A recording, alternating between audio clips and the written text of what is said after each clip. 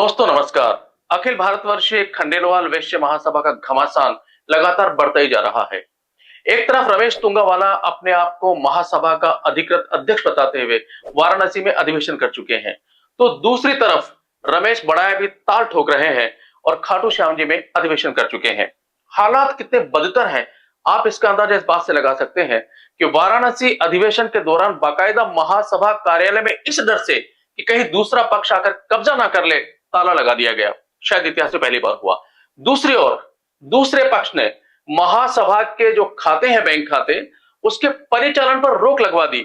यानी ना तो अब महिला विधवा सहायता के चेक जा सकते हैं और ना ही छात्रवृत्ति का भुगतान हो सकता है। एक तरह से कहा जाए तो महासभा का कार्य पूरी तरीके से ठप हो चुका है। अब सवाल उठता है कि क्या महासभा के पटरी पर आने की संभावनाएं पूरी तरह खत्म हो गई है? जी नहीं, इन सबके बीच में एक आशा भरी किरण है और वो है आरसी गुप्ता जी के रूप में एक सर्वप्रिय व्यक्तित्व। रमेश तुंगावाले कहते हैं कि यदि आरसी गुप्ता जी महासभा के अध्यक्ष बनना चाहते तो वो चुनाव ही नहीं लड़ते। चुनाव से 6 महीने पहले से लगातार आरसी गुप्ता जी से मेरा संपर्क था। मैंने बार बार उनको निवेदन किया कि आरसी गुप्ता जी, अगर आप अध्यक्ष बनना चाहते हैं तो हम आपको निर्विरोध अध्यक्ष बनाने को तैयार है। मेरा 19 तारीख को नामांकन करके लास्ट डेट है। 18 तारीख को मेरी 10 मिनट रहे बात, मेरे पास रिकॉर्डिंग में भी है कि आरसी गुप्ता जी को मैंने कहा कि अगर आप अध्यक्ष बनना चाहते हो तो मैं अपना ना फार्म नहीं भरूंगा। उन्होंने कहा कि रमेश जी आप फार्म भरिए, हम महासभा और आपके साथ हैं। आप निश्चित रूप से, मैं मेरा परिवार कोई भी अध्यक्ष नहीं बनना चाहता है। दूसरी ओर रमेश बढ़ाया आज भी कहते हैं कि अगर आरसी गुप्ता अध्यक्ष पद स्वीकार कर ले तो वो आज भी विड्रॉ करने को तैयार हैं। आरसी गुप्ता जी का जो है वो बात हमारे सामने आ चुकी थी। हम तैयार थे, 100% समाज का भला उसमें ही था। तो हमने भी क्लियर बोला खुले मन से कि आरसी गुप्ता आना चाहिए। शहर आज भी स्वागत है, आज ही पूरी टीम को लगा लो, साथ में ले जाओ, क्या दिक्कत है, मैं तैयार हूँ। इसलिए आज के सोशल पॉडकास्ट में हमने खास तौर से इनवाइट किया है श्री आरसी गुप्ता जी को और आज हम उनसे जानने की कोशिश करेंगे कि आखिर महासभा की बेपटरी हो चुकी व्यवस्था को पटरी पर कैसे लाया जा सकता है। आरसी गुप्ता जी, आपका बहुत बहुत स्वागत है हमारे आज की इस सोशल पॉडकास्ट में। योगेंद्र जी, पहले तो मैं बहुत बहुत आपका आभार प्रकट करता हूं कि आपने आप समय निकाल कर और महासभा के बारे में और समाज के बारे में मेरे विचार जानने के लिए समय निकाला। जी बहुत बहुत धन्यवाद। आज के इस पोस्टकार्ड में आरसी गुप्ता जी से हम महासभा के हालातों पर चर्चा करते हुए जानने की कोशिश करेंगे कि आखिर इस स्थिति को कैसे सुधारा जा सकता है। लेकिन इसके पहले कि हम आरसी गुप्ता जी से सवालों का सिलसिला शुरू करें, आइए सबसे पहले जानते हैं इनके व्यक्तित्व और किए गए कार्यों के बारे में। RC Gupta ji BK Birla group की कंपनी मंगलम सीमेंट कोटा में 34 वर्षों तक प्रेसिडेंट के रूप में अपनी सेवाएं दे चुके हैं। अखिल भारतवर्षीय खंडेलवाल वैश्य महासभा के निवर्तमान कार्यकारी अध्यक्ष रहे हैं। मानसरोवर जयपुर स्थित खंडेलवाल वैश्य ट्रस्ट के आजीवन संरक्षक हैं। खंडेला तीर्थ स्थान ट्रस्ट खंडेला के अध्यक्ष हैं। अलवर स्थित बाबा केदारनाथ सेवा समिति के ट्रस्टी हैं। इस्कॉन कमेटी कोटा के चेयरमैन होने के साथ ही मानसरोवर जयपुर की इस्कॉन कमेटी की स्टीयरिंग कमेटी के सदस्य भी हैं। आरसी गुप्ता जी समाज और धर्म की सेवा के लिए हमेशा तत्पर रहते हैं। एक बार जानते हैं आरसी गुप्ता जी के समाज सेवा के रूप में किए गए कार्यों के बारे में। जयपुर स्थित खंडेलवाल वैश्य महासभा भवन में आपने 80 किलोवाट की क्षमता का सोलर प्लांट लगवाया है, जिससे महासभा को करीब 1 लाख रुपए महीने की बचत हो रही है। आप जयपुर स्थित खंडेलवाल गर्ल्स वोकेशनल कॉलेज में एक ब्लॉक का निर्माण करवा चुके हैं। पुष्कर में खंडेलवाल सेवा सदन के नवीनीकरण के साथ ही खंडेलवाल भवन कोटा में आपने 3 कमरों का निर्माण करवाया है। साथ ही मानसरोवर जयपुर में बन रहे कम्युनिटी सेंटर में एक हॉल का निर्माण भी आपके द्वारा करवाया जा रहा है। सामाजिक और धार्मिक क्षेत्र के प्रमुख कार्यों में आरसी गुप्ता जी ने कोविड महामारी के दौरान 400 से ज्यादा ऑक्सीजन कॉन्सेंट्रेटर्स का वितरण कर चुके हैं। ओल्ड एज होम अजमेर में आपके सौजन्य से एक लिफ्ट लग चुकी है। मानसरोवर जयपुर स्थित इस्कॉन मंदिर में आपने वृंदावन हाट का निर्माण करवाया है। खंडेला में बद्रीनाथ धाम मंदिर का निर्माण भी आप करवा रहे हैं। जयपुर स्थित प्रसिद्ध रामचंद्र जी तथा गोपीनाथ जी का मंदिर में आप सोलर प्लांट भी लगवा चुके हैं। इसके साथ ही रेवासा में आप जगन्नाथ जी के मंदिर का निर्माण भी करवा रहे हैं। आरसी गुप्ता जी, महासभा की जो वर्तमान स्थिति है उसको आप किस तरीके से देखते हैं? मेरे विचार में महासभा की वर्तमान स्थिति बहुत ही दयनीय, हास्यप्रद और कहना चाहिए एक विवाद की स्थिति हो गई है। और ऐसी स्थिति में महासभा के साथ साथ समाज का बहुत नुकसान हो रहा है। समाज की बहुत हानि हो रही है, उन विशेषकर उन महिलाओं की जो विधवा छात्र प्राप्त करती थी और उन छात्रों की जिनको छात्रवृत्ति मिलती थी। नहीं, लेकिन जो इतना सारा विवाद हो रहा है, इतना सारा घमासान चल रहा है महासभा में, तो आखिर आपके नजरिए से उसका हल क्या है? कैसे शॉर्ट आउट होगा मैटर सारा ये? देखिए, किसी भी समाज की उन्नति के लिए समाज में एकता का होना बहुत जरूरी है। एकता के साथ साथ त्याग भी होना जरूरी है। अगर हम अपनी पद का मोह छोड़ दें और एक दूसरे के प्रति प्यार जताएं, एक दूसरे के प्रति विश्वास जताएं, तो ये समस्या का समाधान करने में कोई बड़ी बात नहीं है। और ये समस्या इतनी कोई बड़ी नहीं है जो सॉल्व नहीं हो सकती, लेकिन दोनों पक्षों का क्लियर माइंड से, ओपन माइंड से और एक दूसरे के प्रति विश्वास करते हुए बात करना जरूरी है। लेकिन गुप्ता जी, रमेश तुंगावाला कहते हैं कि वो महासभा के अध्यक्ष हैं, उधर रमेश बढ़ाया कह रहे हैं कि वो अध्यक्ष हैं। एक महासभा, दो अध्यक्ष। अब समाज पूरा भ्रमित हो चुका है कि वो किसे अध्यक्ष माने और किसे नहीं माने। तो आप कुछ प्रकाश डाल सकते हैं कि आखिर समाज किसको अध्यक्ष माने? अब क्या करे समाज? देखिए, ये स्थिति बड़ी ही विकट स्थिति हो गई है और ये अभी इसका कौन अध्यक्ष, असली अध्यक्ष है, इसका न्यायालय में इसका केस चल रहा है, तो न्यायालय डिसाइड करेगा कि कौन अध्यक्ष है। लेकिन न्यायालय जो भी डिसाइड करे उससे बरसों लग जाते हैं। आज अभी डीजे कोर्ट है, फिर हाई कोर्ट जाएगा, फिर सुप्रीम कोर्ट जाएगा, तो अनएंडिंग प्रोसेस है। इससे नुकसान समाज को होगा, इससे नुकसान हमारे सब लोगों का होगा। तो ये बजाय ये करने के हमको बैठ के समस्या का सोल्यूशन करना चाहिए। और अभी कौन अध्यक्ष है इसके बारे में मैं कुछ नहीं कह सकता। अच्छा, ये बताइए कि ये एक आरोप लगातार लगता रहा है कि रमेश तुंगावाला के सामने कहीं आप चुनाव न लड़ने, इस डर से आपको जो न्यूड्यूज सर्टिफिकेट था वो समय पर जारी नहीं किया गया। रमेश तुंगावाला कहते हैं कि ऐसा कुछ भी नहीं था। ये सच्चाई है क्या? समाज जानना चाहता है कि इसमें फैक्ट कितना है। देखिए, मैंने कभी भी चुनाव लड़ने का नहीं सोचा और न मैं कभी चुनाव लड़ूंगा और न कोई पद चाहिए। मैंने न्यूड्यूज सर्टिफिकेट इसलिए लिखा था क्योंकि एक बार इन्होंने पत्रिका में, इनकी महासभा पत्रिका में छाप दिया था कि मेरे खिलाफ कुछ रकम बकाया है। मैंने इसके लिए लिखा था कि आप, क्योंकि मेरे खिलाफ कोई रकम बकाया नहीं है, आप न्यूड्यूज सर्टिफिकेट भेजिए। इसके लिए मैंने लिखा और 2 रिमाइंडर भी दिए, लेकिन मुझे न्यूड्यूज सर्टिफिकेट 6-7 महीने तक नहीं इशू हुआ।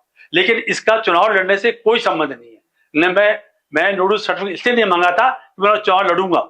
मैंने न्यूड्यूज सर्टिफिकेट इसलिए मांगा था क्योंकि इन्होंने पहले मैगजीन में छाप दिया था, तो ड्यूज है, इसके लिए क्लियर करने के लिए मैंने न्यूड्यूज सर्टिफिकेट मांगा था। तो ऐसा तो नहीं कि आपने जब न्यूड्यूज सर्टिफिकेट मांगा तो जो चुनाव लड़ने के इच्छुक थे उन्होंने कहीं दिमाग में लगा लिया हो कि आप इलेक्शन लड़ना चाहते हैं इसीलिए मांग रहे हैं और डर से उन्होंने आपको जारी नहीं किया सर्टिफिकेट समय पर? अब उनके मन में क्या था ये मैं नहीं कह सकता, लेकिन मेरे मन में कभी चुनाव लड़ने का नहीं था।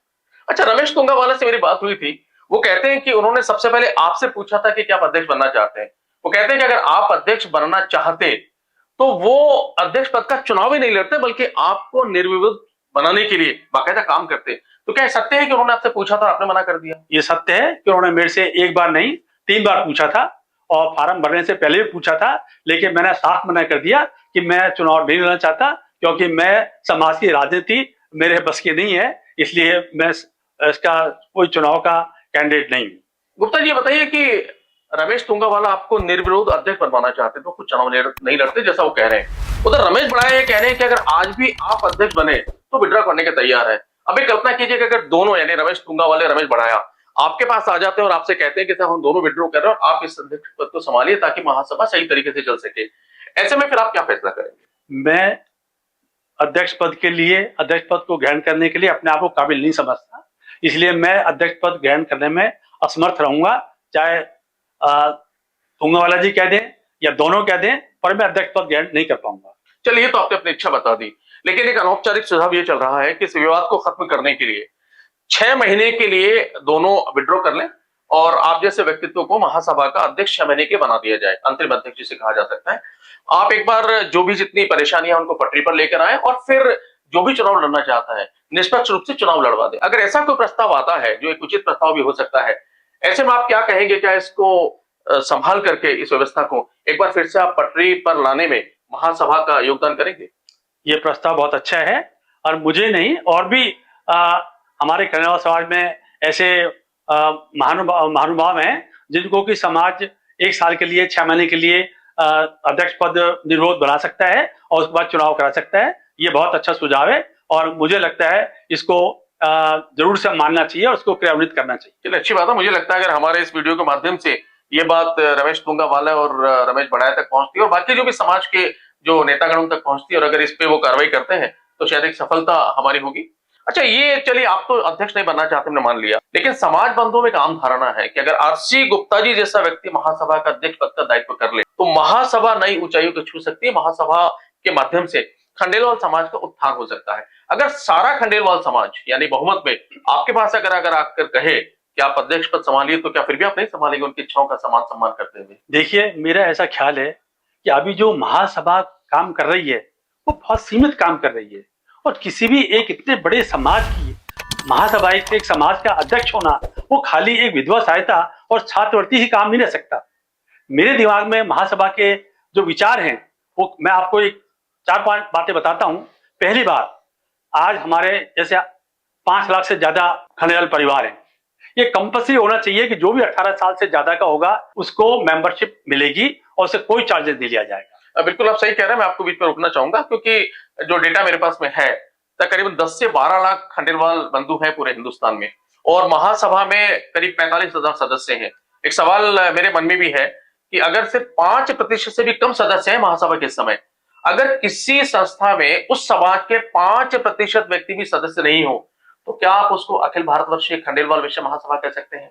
क्या उस संस्था को अधिकार मिलता है कि वो सारे खंडेलवाल समाज के लिए कहे कि हम उसकी अधिकृत संस्था है? क्या उनकी आवाज को उठा सकता है? तो आप, और मुझे समझ में ये नहीं आता कि आखिर इतने सारे अध्यक्ष बने हैं तो ये सब पूरे खंडेलवाल समाज के बंधुओं को उसका निःशुल्क सदस्य बनाने में हिचकते क्यों है? क्या डर है उनके अंदर? ये मेरी समझ में नहीं आता। मैं कई बार सजेस्ट कर चुका हूँ भाई सबको फ्री सदस्य बनाया जाए ताकि आज हमारे 4-5 लाख मेंबर होंगे तो हमारी से होगी, पॉलिटिकल में से होगी, ब्यूरोक्रेसी में से होगी कि हमारे 5 लाख मेंबर है, 40,000 मेंबर वर्ष 5 लाख मेंबर। एक दूसरों का सोचना ही जो एंगल है वो अलग हो जाता है, हमारे प्रति दूसरों की सोच अलग हो जाती है अगर हम 5 लाख मेंबर की अपनी सदस्यता बताएंगे तो। इसलिए ये होना चाहिए।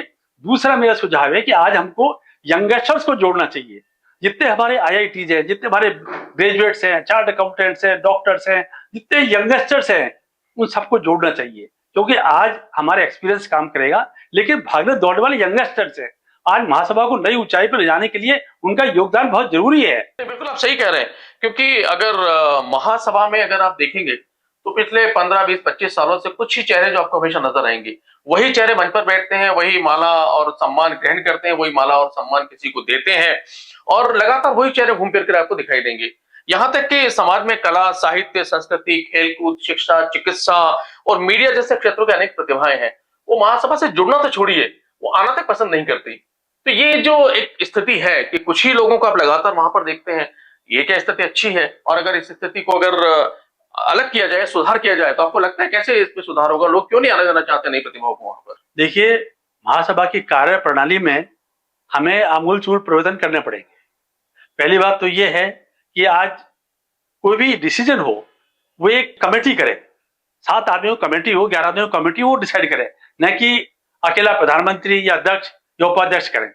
उसके वजह से जो डिसीजन होगा उसमें सबका इन्वॉल्वमेंट रहेगा और उस सबकी ड्यूटी हो जाएगी हम उसको पूरा करें। एक आदमी का अगर कोई डिसीजन लेता है तो वो डिसीजन कभी भी पूरा होने में उसकी संभावना कम होती है। आपका कहना यह कि बजाय व्यक्तिवादी संस्था होने के हमें समाज के जो विभिन्न क्षेत्रों के एक्सपर्टीज को इकट्ठा किया जाए, एक उनके कमेटी बनाया जाए और उनके साथ सामूहिक रूप से निर्णय किया जाए कि किस तरीके से हमारी सोसाइटी को आगे बढ़ा सकते हैं।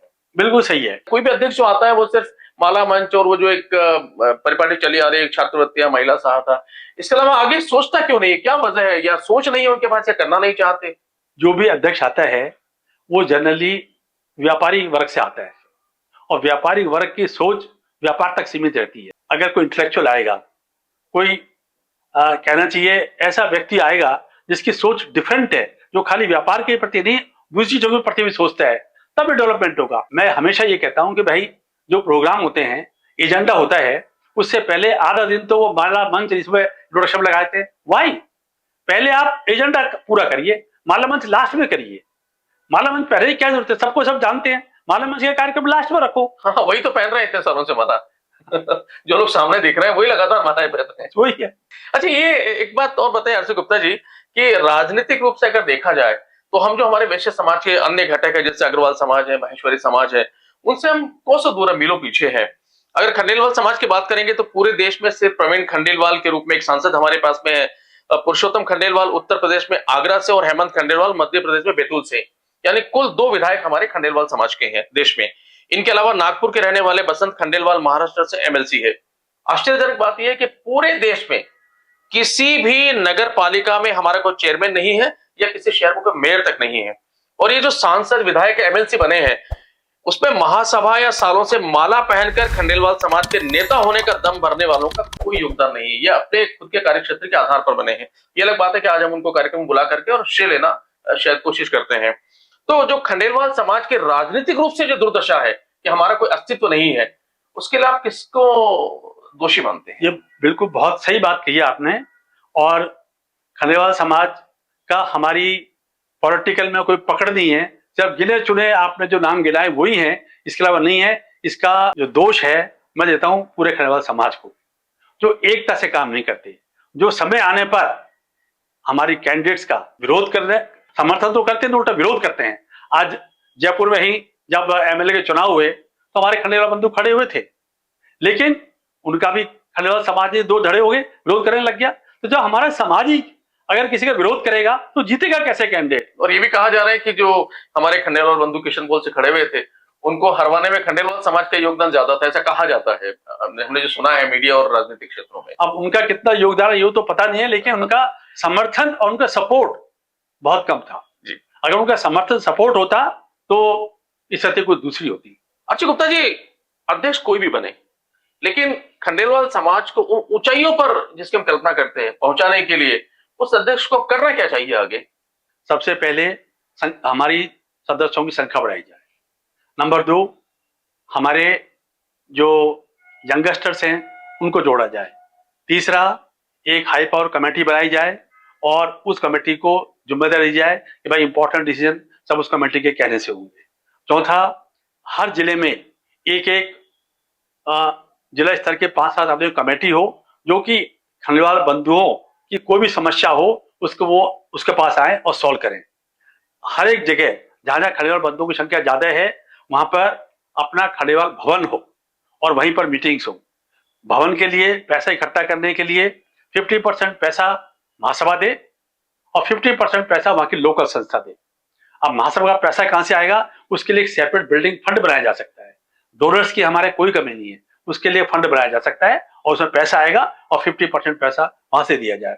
इसी प्रकार जो भी अध्यक्ष बने वो एक बार पूरे भारत का भ्रमण करें और जगह जगह जहां जहां खंडेलवाल समाज ज्यादा है उन लोगों की समस्याओं को जाने कि क्या समस्याएं हैं और उनको समस्याओं को सॉल्व करने के लिए वो सब प्रयत्न करें। और सबसे इंपॉर्टेंट है पूरे समाज को एकता से चले, उनको एकता पैदा करे और जो भी डिसीजन ले सबको इन्वॉल्व करके सबकी सलाह से करे, जब भी सक्सेसफुल समाज हो सकता है और जब भी वो कोई भी अध्यक्ष हो तभी सफल हो सकता है। महासभा की जो वर्तमान हालत है, जो दुर्दशा आप कह सकते हैं, उससे आपका मन भी खिन्न हो रहा होगा। आप पूरे तन मन धन से हमेशा समाज के लिए तैयार रहे हैं। अब ऐसे में जब ये हालत है तो क्या आप उसी तमन्ना के साथ फिर से खड़े रहेंगे समाज के साथ में और तन मन धन से अपनी सेवा करते रहेंगे? आपको लगता है कि उसका कोई मतलब वो रह नहीं गया इस हालातों में? देखिए, बिल्कुल आपने सही कहा, मेरा मन बहुत दुखी है और इसलिए मैंने कुछ समय से महासभा की किसी मीटिंग में जाना, किसी भी उनके प्रोग्राम में जाना और सब बंद कर दिया है, क्योंकि वहां जाने पर कोई मुद्दे की बात निकलती नहीं है सिवाय एक दूसरे की आलोचना करने के। मैं आलोचनाओं का सख्त विरोधी हूँ। आलोचना के बजाय हमको पॉजिटिव सोच रख के और समाज को आगे बढ़ाने की दिशा में सोचना चाहिए, न कि एक दूसरे की काट करनी चाहिए या एक दूसरे की बुराई करनी चाहिए। आपने एक फैसला शायद ये भी लिया था कि आप जो दोनों अधिवेशन है खाटू श्याम जी और वाराणसी, इसी वजह से शायद दोनों में आपने मना किया कि मैं शिरकत नहीं करूंगा। बिल्कुल सही है, न मैं दोनों अधिवेशन में गया और न मैं ही दोनों की किसी मीटिंग में गया, न इंदौर में गया, न फरीदाबाद में मीटिंग हुई थी वहां गया, मैं दोनों में ही नहीं गया। ये जो कुर्सी के लिए तमाम नेता लड़ रहे हैं इस समय हमारे समाज के, इनको क्या संदेश आप देना चाहेंगे? मैं ये कहना चाहूंगा कि पद और पैसा दोनों ही चलाए माने आने जाने। मैं कल कुर्सी पर था, आज कोई दूसरा है, कल कोई दूसरा होगा। पैसा कल उसके पास था, आज मेरे पास है, कल किसी एक के पास होगा।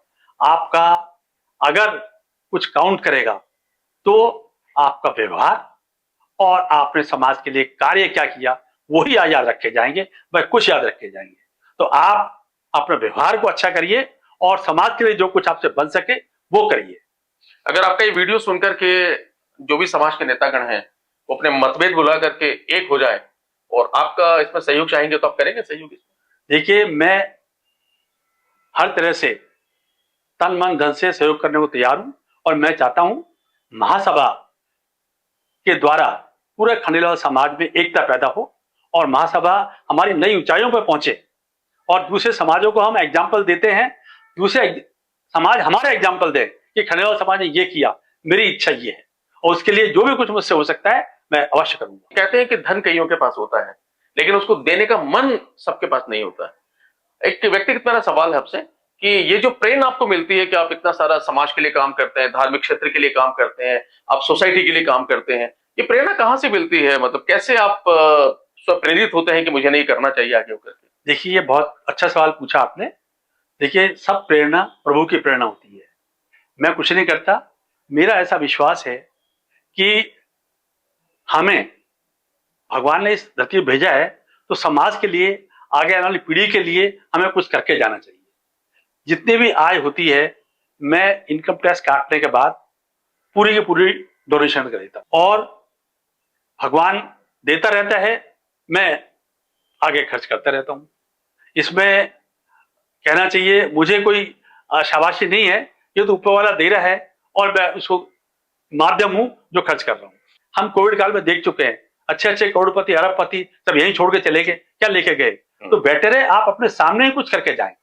तो समाज बंधुओं, ये थे आरसी गुप्ता जी जिन्होंने बहुत ही अच्छे तरीके से बताया कि अगर आज भी समाज के सभी नेतागण आपसी मतभेद भुलाकर एक होकर समाज के उत्थान के लिए अगर काम करना चाहें तो तन मन धन से उनको काम करने को तैयार है, सहयोग करने को तैयार है और साथ ही मार्गदर्शन भी करने को तैयार है। लेकिन सवाल तो ये उठता है कि हमारे पॉडकास्ट में आरसी गुप्ता जी की भावनाओं को समझते हुए क्या कुर्सी की लड़ाई लड़ रहे, अपने अहंकार की लड़ाई लड़ रहे या अपने स्वार्थों की लड़ाई लड़ रहे खंडेलवाल समाज के नेतागण एक होंगे और समाज को आगे बढ़ाने के लिए साथ साथ चलेंगे। फिलहाल ये हमारे समाज के नेताओं पर इस पॉडकास्ट में इतना ही। आरसी गुप्ता जी, आपका बहुत बहुत धन्यवाद, आपने समय निकाला और इतनी अच्छी बातें कही। हम उम्मीद करते हैं आपकी बातों को सुनकर के और निसंदेह हमारे नेतागणों का हृदय परिवर्तन होगा और समाज को आगे बढ़ाने के लिए एक होकर एक साथ आएंगे, जाजम पर आएंगे और आप जैसा सहयोगी को साथ लेकर समाज को आगे बढ़ाएंगे। आपका बहुत बहुत धन्यवाद। मैं भगवान से प्रार्थना करता हूं कि गणेश जी महाराज सबको बुद्धि दे, सद्बुद्धि दे और जो फूट पैदा हो गई है एक दूसरे में, जो विश्वास पैदा हो गया एक दूसरे में, वो दूर हो और सब मिलजुल कर काम करें, एक जाजम पर बैठकर काम करें और आपसी मतभेद, आपसी मनभेद और जो कोर्ट कचहरी के केसेज हैं वो सब खत्म हो और सब एक होकर काम करें, एकजुट होकर काम करें, ऐसी मेरी भगवान से प्रार्थना है। आपका बहुत बहुत धन्यवाद। तो समाज बंधुओं, फिलहाल इस पॉडकास्ट में इतना ही। अगले सोशल पॉडकास्ट पे फिर किसी नामचीन हस्ती के साथ मुलाकात करेंगे, जानेंगे उनके विचार। तब तक के लिए मुझे दीजिए इजाजत। नमस्कार।